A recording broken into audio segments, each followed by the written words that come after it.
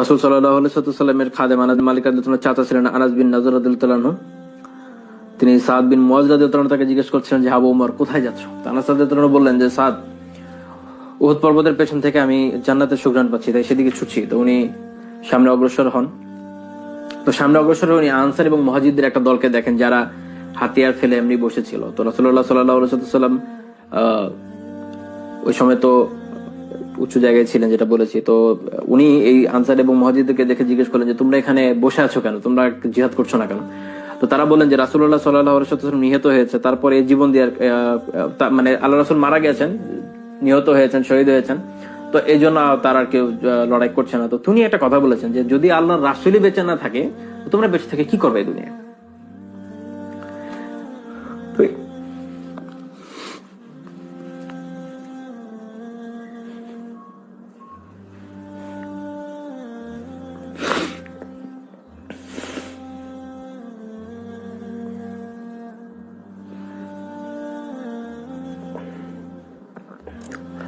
তো আমাদের এক ভাই এই কথা একটা চমৎকার কথা বলতেন যে এই দুনিয়া থেকে আপনি কি করবেন যে দুনিয়ার আল্লাহ রাসূল নেই, যে দুনিয়া সাহাবীরা নেই, মানে সেই চমৎকার মানুষটা কেউ নাই, ওই দুনিয়া থেকে আপনি কি করবেন? এই দুনিয়া একটা ময়লা জায়গা, একটা নোংরা জায়গা। এই দুনিয়া পাপ পঙ্কিলতায় ভরপুর। এই দুনিয়ায় ভালো কি আছে? এই দুনিয়ায় যদি সব থাকতো তারপর সেই মানুষটা তো আর নাই।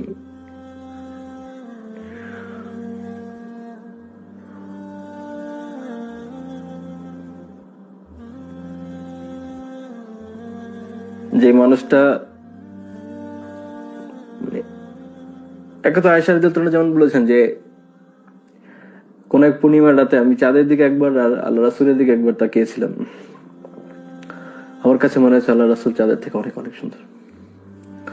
তো সেই সুন্দর মানুষটাও তো নাই, সেই সুন্দর সময়টাও নাই